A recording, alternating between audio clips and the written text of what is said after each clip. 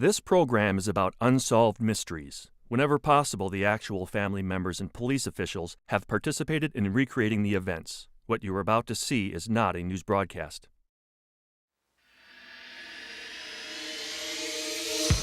When a spectacular solar eclipse plunged much of Mexico into darkness, no one imagined that the event would spawn an astounding wave of UFO sightings. Sightings experienced by thousands of eyewitnesses all across Mexico and captured on dozens of home videos. On June 7, 1992, 36-year-old Sammy Wheeler was found shot to death in his car, and the small town of Stanton, Virginia was overrun with rumors.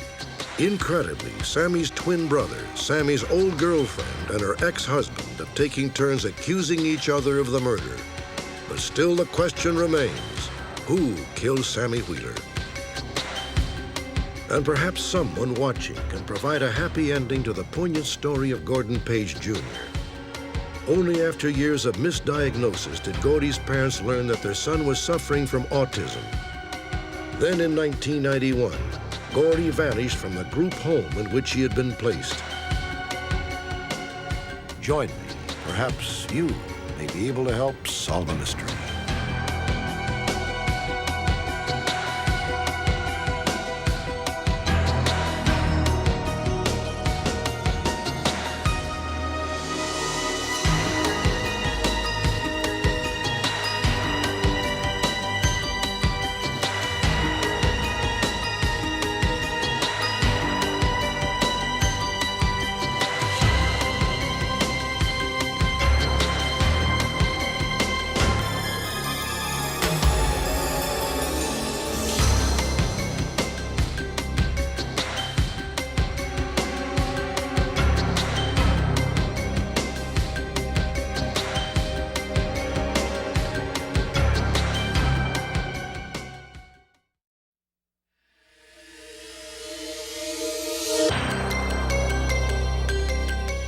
Usually when we hear that a person in some remote community has had a UFO sighting, we respond with a smile and a shake of the head.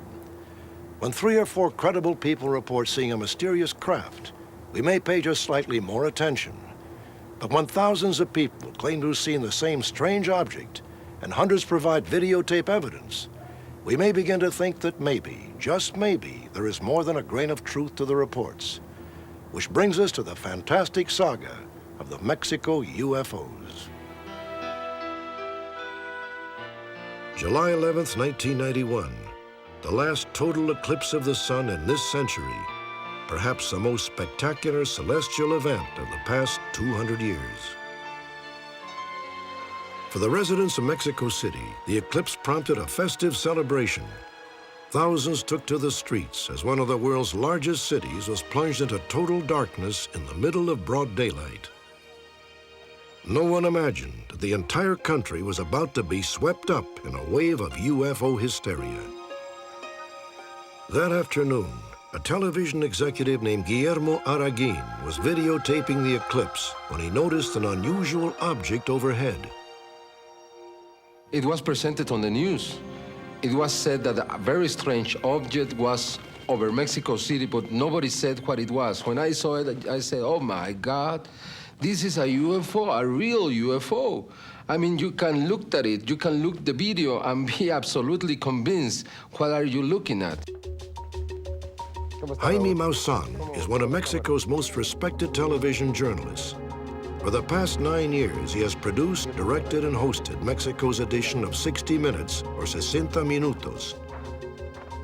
8 days after the eclipse, Jaime presented the Araguin footage as part of a special UFO broadcast. The network was inundated with phone calls. We asked the people in Mexico to bring their videos to us because we like to see if in the clips they had recorded the same stuff. The telephone lines blew up. I mean, 40,000 calls at the same time. Then the system was completely shut out. We received more than 15 videos, and we now know for sure that at least in 7 of them, we can see exactly the same ship that was recorded by Guillermo Araguin. One of the many videos was sent by Eric Aguilar, a 19-year-old student at National University of Mexico. He was setting up to film the eclipse from a rooftop when his girlfriend spotted something unusual in the sky. Ya lo vi. ¿Qué es eso, Todos volteamos a ver. We all turned to look. Hizo el comentario. My girlfriend commented that it was a UFO, but we thought it was a joke. No one really believed her when she said she saw a UFO. But within moments, they all decided that the object was not a joke at all. At first, all we saw was a white dot in the sky. That's all we could see in the beginning. Later, we saw that this dot was shining brightly. It must have been a very bright star. And we didn't realize it at first. We didn't realize it until we saw the videotape later. We saw that this dot, it wasn't a dot anymore. It was a larger object, and it was giving off light. It was shining. At virtually the same time, 60 miles from Mexico City, a businessman named Luis Lara photographed a similar object. As I raised the camera, you could see something in the clouds. And it was a metal object. And it looked like it was made of two plates. You can distinguish a dome, and it turned on its own axis. It was silver-plated, a color like aluminum. You could see clearly it's not a star. It's a UFO because it had a shadow underneath. If it were a star or a planet, you would see clearly that it would be completely luminous. But this one had a little shadow underneath.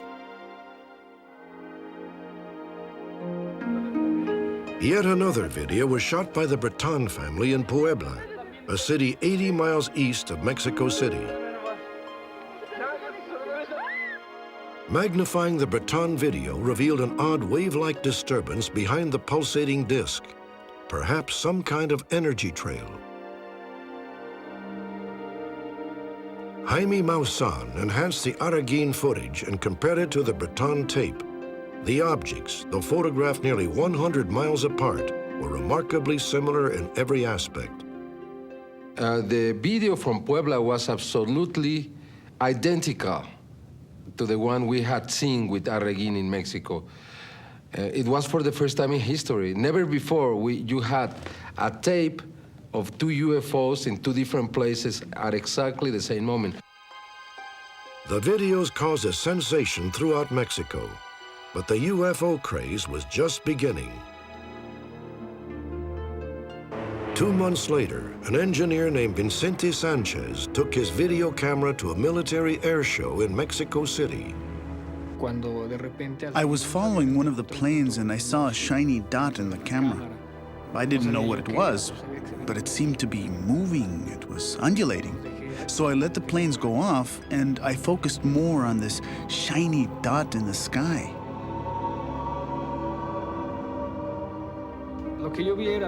What I saw was a bright, round object, about 10 meters in diameter. It was made of silver, was shining very brightly, and reflected the sunlight a lot. It didn't fly like a plane, it was undulating. The object appeared, undulated, and moved around very quickly. A year later, a similar object was videotaped at the same air show. This time, the disc descended rapidly and mysteriously disappeared. By the time the 1993 air show rolled around, people anticipated another sighting. Sure enough, just as a squadron of helicopters flew by, the familiar metallic disc appeared. It was traveling against the wind, so much so that had it been a balloon, considering the force of the helicopter blades, it would have crashed. But no, it kept on its path very, very straight and steady till it got lost in the sky. Optical enhancement of this video seems to reveal that the object crossed in close proximity to the helicopters. Curiously, the military has consistently declined to address the matter. The military hasn't made any comment on that sighting or any sighting, and there are many more where we can relate the military or military planes to videos. However, we haven't had any kind of answer from them. Since the eclipse in July of 1991, there have been thousands of sightings throughout Mexico. There is no clear pattern, although the great majority have occurred in and around Mexico City. The witnesses range from pilots to doctors to bus drivers and even school children. These drawings are made by a class of 5th graders who allegedly saw UFOs in March of 1993. The pictures are strikingly similar in detail. 3 shining lights with the brightest light in the center. The objects were silver with red. One of them was coming down, and the other one that you could see in the sky was silver. When they were a little lower, you could see the shape of the objects. They were like saucers with a dome. Everything silver. And though it was harder to see, there seemed to be a kind of reddish magnetic field all around it. We haven't found a single reason why these little kids made this story up. There were so many, and when you talk to them, you can feel the honesty that they transmit. They're just little kids. They don't care about the UFO conspiracy. They don't care about if they are real or not. They saw what they saw. People really like UFOs. People really believe in UFOs. And we are now convinced that we are living an incredible experience as a country, as a society, because it's everywhere. It's not just one people, it's many people with their eyes in the sky and a camera in their hands. Now it's the video era, and the video is going to solve the UFO mystery. Are the Mexico UFOs real? It is difficult to deny the startling images captured on videotape, though a determined skeptic would no doubt find some basis to discount the entire episode. But for those who have actually witnessed the mysterious objects in the skies over Mexico, seeing is believing. Next, a bizarre murder mystery in which 3 people, including the victim's twin brother, accuse each other of pulling the trigger.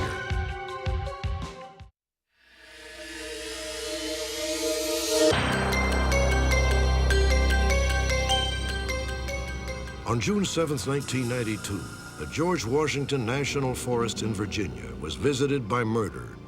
That morning, the body of 36-year-old Sammy Wheeler was found in the back seat of his sport vehicle. Sammy had been shot 6 times in the head and upper torso. Both the local sheriff's department and the FBI investigated. They quickly determined that the killer had gone to great lengths to clean the crime scene. All shell casings and fingerprints had been removed, and an amateurish attempt had been made to destroy the evidence. There was an apparent effort to try and ignite the vehicle. There was some paper and tissue stuffed in the gas cap. The gas cap had been open, and it apparently a cigarette laid there lit in an effort to try. There was some burning around there, but it didn't ignite and didn't take effect. When investigators discovered that Sammy's wallet was missing, the case took on all the earmarks of a random act of violence.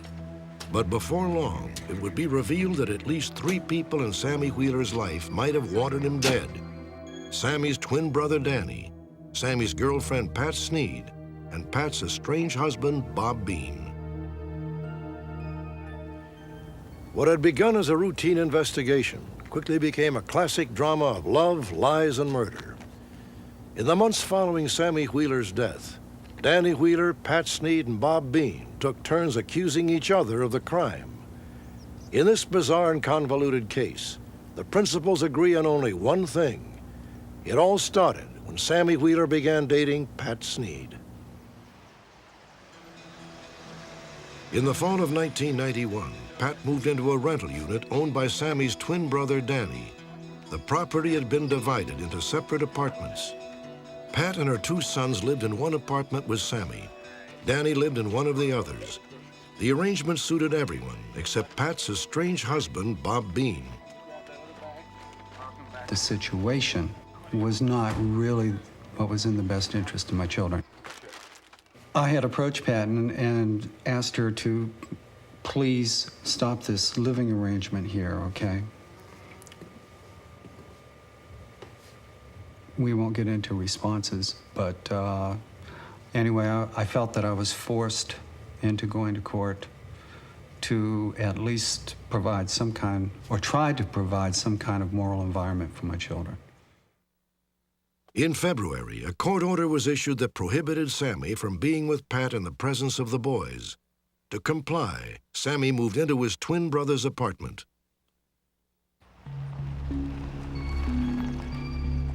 Bob Bean remained suspicious.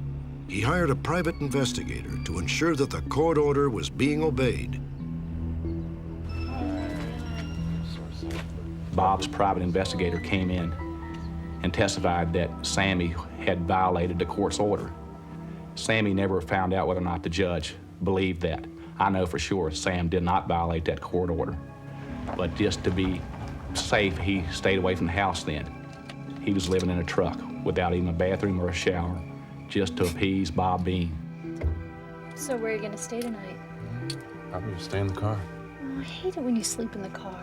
Honey, I can't give them any more ammunition they've already got. I never harbored any ill will at all towards Sam. People around here have a hard time understanding how a man can accept that his wife is leaving him for another man. Well, to be honest with you, I knew what I had, and I was thankful to pass it on, okay? But after getting to know Sam, I kind of felt sorry for him, and I wanted to sit down and prepare him for what he was getting. Bob hated Sam. Sam knew it, and I knew it. Bob says otherwise because I believe Bob is a pathological liar. Sam expressed to me that he felt that my ex-husband, Bob, was capable of pretty much anything. He did not trust him. On June 3rd, 4 days before he was murdered, Sammy left Danny's apartment at 5:30 a.m. and chanced upon an unexpected visitor, Bob Bean's teenage son from a previous marriage. Come here. What are you doing? Just taking a few pictures. Yeah, I see that. Will you tell your dad I'm staying in the apartment, okay? With Danny. I'm not in the house, I'm not with Pat, I'm not with the kids. I'm with my brother in the apartment, just like I'm supposed to be. Okay, I'm just taking some pictures. Okay, we'll cut it out, huh? All right. No more pictures, got it? No more pictures. All right. I thought that was very, very strange for somebody to be taking my twin brother's photograph at 5:30 in the morning. I didn't like it at all. That Saturday at around 9:15 p.m., Sammy set off for Elkhorn Lake, approximately 40 miles from his house. He planned to spend the night in his truck and begin fishing early the next day. 12 hours later, Sammy Wheeler was dead. I believe Bob Bean had a motive to kill my brother. Pat's divorce from Bob was going to be final on Tuesday. They were going to be married on Thursday. Sammy was killed on Sunday. Just by coincidence. Just by coincidence. Sure it was. Sure it was a coincidence. Sure it was. And I'm Michael Jordan, too. I used to play for the Chicago Bulls. Go talk to the people who know me, okay, and ask them if I was really upset if Pat was leaving. Okay, the answer to that is no. So there's no motive. On the face of it, Bob Bean was a perfect suspect, but he also had what appeared to be the perfect alibi. When Sammy was murdered, Bean was on maneuvers with his Army National Guard unit. The night that he was killed, I was on duty until 11 o'clock that night. Now, the death certificate indicates the time of death at 1 o'clock. The camp that I was at is about 150 miles away. There was no way that I could physically get from the camp to the murder scene in that amount of time to kill Sam. It's just physically impossible. One of our men from our department at the time was in the same unit and remembers seeing Bob there. So things checked out pretty good for him. I feel like that Bob Bean knew just as soon as Sam Wheeler was found dead, he knew they were going to come knocking on his door. So he knew that he better have his story right. Danny Wheeler believes that Bob Bean later gave the photographs that his teenage son took to a professional hitman. You'd have to pay for the hitman, and the FBI investigated my finances, and I don't have quite what it takes to pay a professional. There was nothing at all to support the theory of Bob hiring someone. That just didn't go anywhere with the investigation. In the end, Bob Bean was cleared as a suspect. But the question remained, who murdered Sammy Wheeler? As far as alibis go, the only one who really doesn't have an alibi, according to what she's told me, is Pat. Bob Bean first began to suspect Pat a week after the murder, when their sons, ages 3 and 4, began talking about the crime scene in surprising detail. Daddy, some bad guys shot Sam. Yes, I know that. Some very bad guys shot Sam. He was in the trooper. That's right. He was found in his car. We went to the mountain. You did? When did you go to the mountains? When Sam got shot. At first, I didn't think much of it. But later on, they started getting a little bit more specific and offering a little bit more details. And all of a sudden, when they would come to visit, I noticed that they were exhibiting some definite behavior, which was suggestive that they were scared, they were frightened. Okay, now let me just make sure that the camera's working all right. Bob Bean was so convinced that he even videotaped his sons and then presented the tape to the police. Who was there when Sam died? Mommy. Mommy was there? Yeah.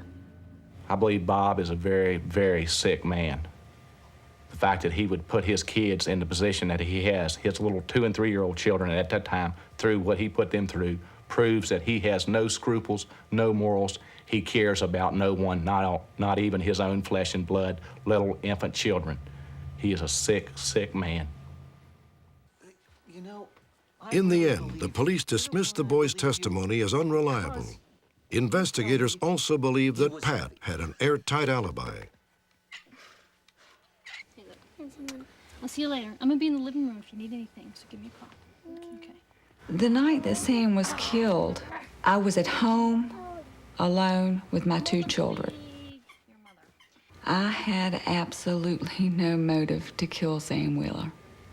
Sam and my children were my life, and I planned for them to be for a long time. Pat Sneed was eliminated as a suspect. Perhaps not surprisingly, Bob Bean soon raised yet another possibility. There's only 2 things that can come between brothers, twin brothers, that I'm aware of. It's money and a woman. That's all I gotta say. I don't offer anything. I'll let somebody else make the accusations. Immediately after Sam was killed, the only person that I had in mind who I thought did it was my ex-husband. I have since then had time, lots of time, as you know, to think about things that have happened and to wonder, if somebody else could have had a reason for wanting Sam dead. Sam's brother, Danny, may have wanted him out of the way. The reason for that, I have been told, is that Danny was in love with me. Pat says that shortly after Sammy's death, Danny made a surprising confession to one of her girlfriends. She just said that Danny Wheeler told her that he was in love with me, that he had been in love with me for a long time, that he thought about me every night, that he wanted to hold me in his arms every night. There's not an ounce of truth in those allegations. If she married my brother, she was going to be like a sister to me, and my family doesn't go in for incest. She never once physically attracted me, even before Sam got involved with her. I didn't think she was a good-looking woman. On the morning of Sammy's body was discovered, his father and Sergeant Height broke the news to Danny and Pat. He's dead, son. Danny, I need to know Pat who believes saw him. Danny's hysterical reaction was a clever ploy to hide the fact that he was the killer. Why don't you go get Bob Bean? He's trying to help us out. He's down the road. Why don't you go get him? You know it's him. Not sure. Why don't you go get him? Dad, I told you long ago it was Bob Bean. He doesn't know. We don't know anything Go to right Bob now. Bean. Get out of my way. Danny! What?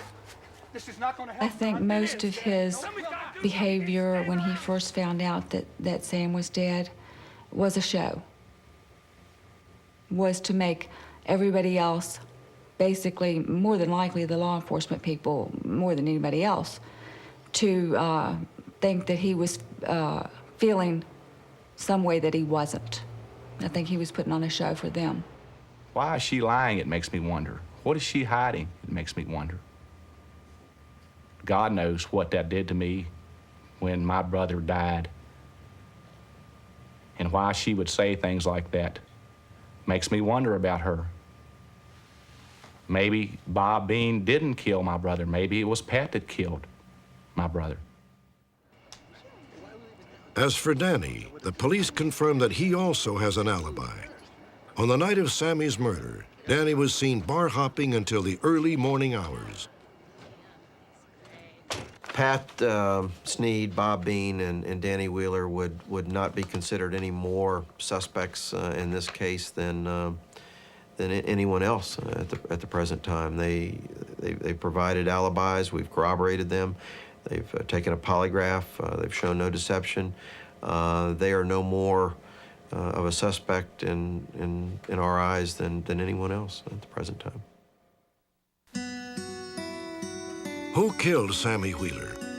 Despite all of the accusations and denials, the FBI has concluded that Sammy was the victim of random violence.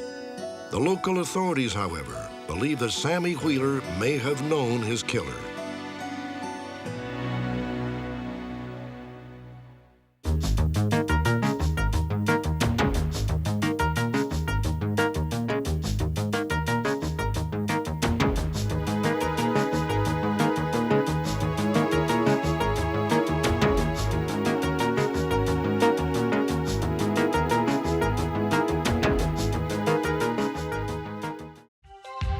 When we return, a mother and father hope you can help solve the mysterious disappearance of their son, Gordon Page Jr.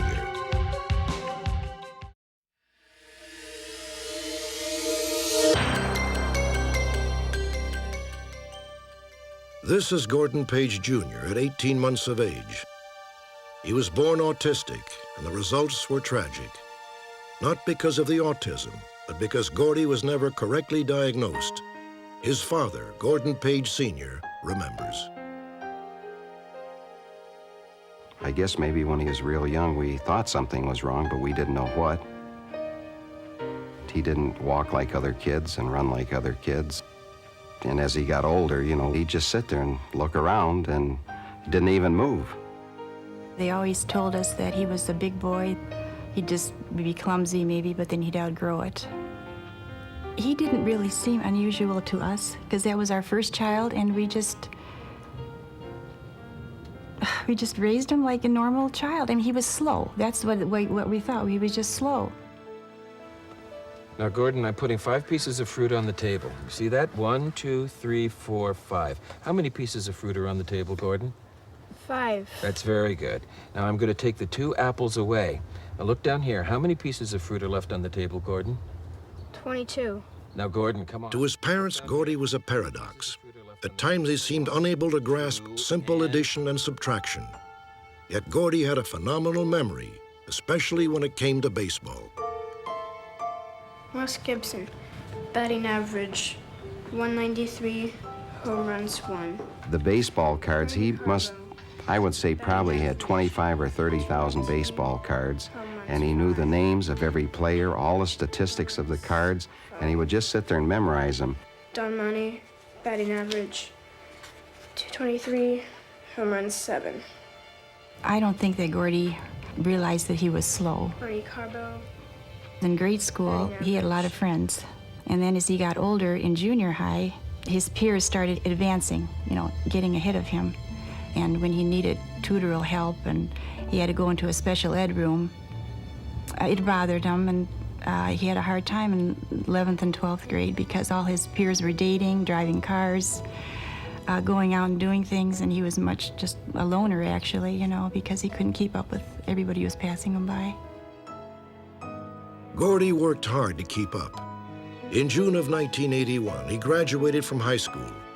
His parents hoped he would be able to hold down a job and eventually helped him apply for one at a local grocery store. Then they held their breath and waited. He said, "Dad, I got the job." He said, "You know, it's minimum wage, $3.25 or 15 cents, whatever it was. But," he said, "I start Monday. Isn't that great?" And it made me feel so happy, and I dropped him off at work in the morning, and I would hide where he couldn't see me. And it made me feel proud as a father to see him working and to see him happy. Soon, however, the store manager reported that Gordy, although a conscientious worker, had trouble communicating with customers. His dad tried to coach Gordy at home using a video camera. "You're carrying the groceries to my car now." And I say, "Thank you." What do you say? Good. No, you say, "You're welcome." Okay, let's do it again. "Thank you." What do you say? If nobody says anything, then you don't just smile at him. Let's see that nice Gordon Page smile. Come on, it's worth $1 million. Let's see it. Come on, let's see it. Oh, yeah. If you smile at people like that, they'll just love it. Gordy's winning smile was not enough. Things didn't work out at the grocery store, and he was let go. Eventually, both Linda and Gordon Page, worried sick about their son's future, met with social workers and asked for their evaluation of Gordy's case. Well, we're going to recommend that Gordon move to a group home. I've taken care of Gordy his whole life. This is his home. I don't think so. You folks won't be around forever. At this point, when you die, Gordon will be a lost soul.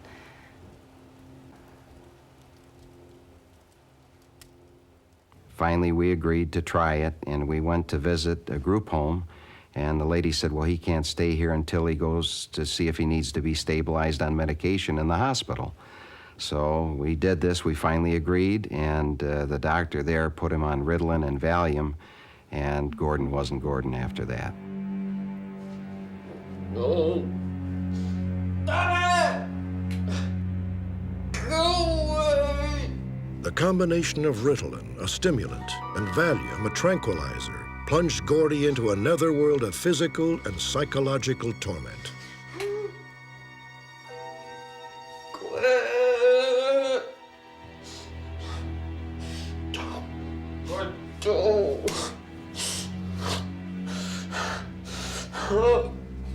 Gordon, what is it? Son, what? I feel like cats are scratching inside my brain. You feel helpless. There isn't anything you can do, and all I do is call a doctor and tell him what was going on. And he said, "Don't worry about it. That's just typical for his illness, and it takes time for the medication to work." And I said, "What is his illness?"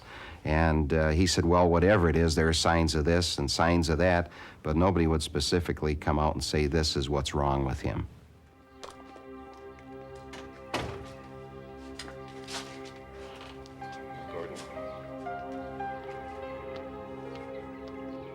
For nearly 5 months, Gordy and his parents struggled with the medication. Where are we going? Just for a ride. You sit in the back? In the van. You love the van. Finally, the Pages consulted another doctor who told them that the combination of Ritalin and Valium was making Gordy virtually catatonic. In September of 1989, Gordy's family moved to Florida. Gordy stayed in Michigan. The preceding spring, he had been accepted at a highly regarded group home in Grand Rapids. For several months, all went well. Then, a near tragedy. On November 29, 1989, a workman left his truck running in the driveway. Gordy, heavily medicated, couldn't resist the temptation.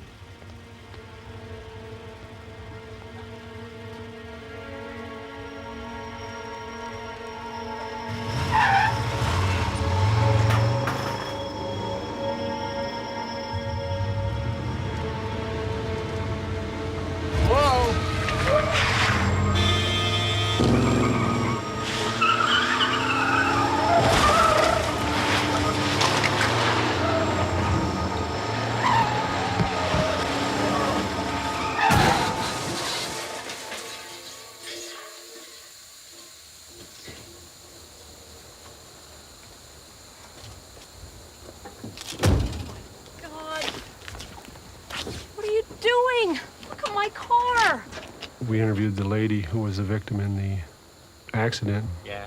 She gave us a description which fit Gordon. Our officers then received another call from one of our elementary schools that a person fitting Gordon Page's description was at this elementary school wanting to teach a class.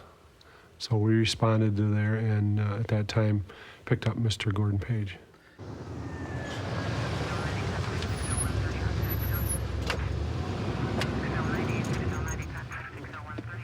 Do you remember driving that truck over there? Yeah. Also, you do realize you're involved in a car accident. Later, Gordy would tell his parents that all he had wanted to do was visit his younger brother away at college in Texas. Gordon Page. Gordy was subsequently placed in a county hospital. He was evaluated by psychiatric social worker Bill Arnold. 16785 what? He was brought in with a label of schizophrenia. What are you laughing about? People that are schizophrenic will, with medication, over a couple of week period, usually they'll start to clear up in their thinking and their behavior will come in line and they start getting back more to normal. With Gordon, that didn't work. The more medication he got, the more that at times he became almost mute and just withdrew, didn't do anything. Tell me about the voices that you told the doctor about, Gordon. I'm going home for Christmas, right? Yeah, I'm sure that we'll be able to get you out of here by Christmas time. After several months of intensive therapy with Gordy, Bill Arnold arrived at a surprising conclusion. He decided Gordy was not schizophrenic after all, but rather a high-functioning autistic. Tell me about your baseball card collection, Gordon. Woody Fry, 1966, Pirate Rookie of the Year. Pirate. Is he your favorite player? Woody Fry. Okay. Do you have other... Dalton Jones. Dalton Jones, 1961, batting average 322.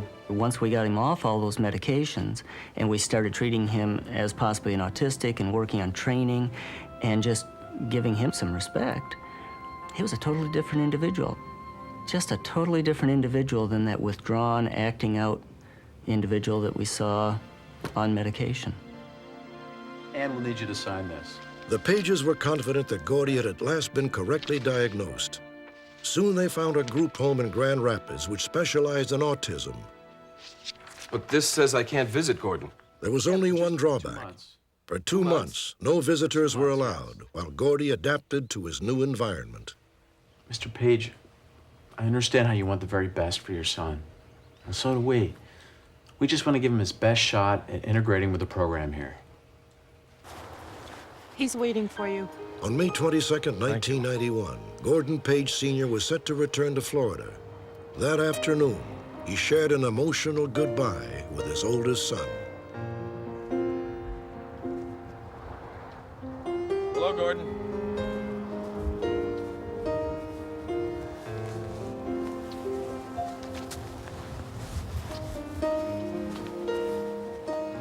How you doing, son?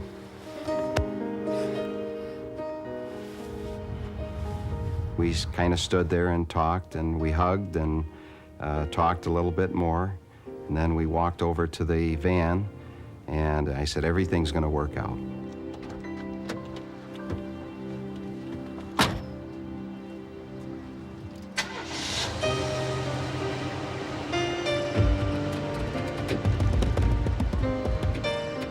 Gordy seemed desperate for his father to stay. Against his better judgment, Gordon Page did not open the door. It was a decision he would come to regret. It's very painful. Now, in retrospect, I wish I had allowed him just to get in and crawl back and just driven right to Florida and come home. But you don't think of those things, and we didn't know what we were going to be facing in the future. The future came all too quickly. 4 days after his father had left, Gordy disappeared. An orderly made the discovery during the regular midnight bed check. Around an hour later, a local fireman reported that he had seen someone who matched Gordy's description hitchhiking in the direction of Interstate 96. An intense police search of the area turned up no leads.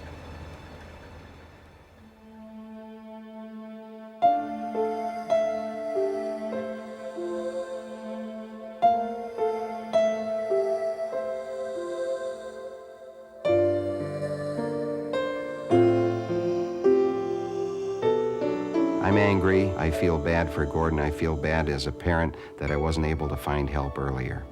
That it had to be when he was 27, 28 years of age that we finally found out what was wrong.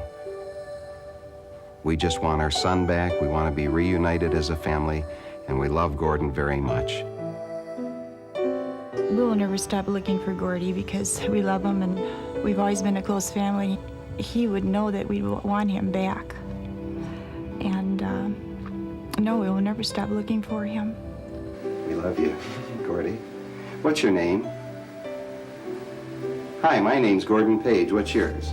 Hi, my name's Gordon Page. What's your name?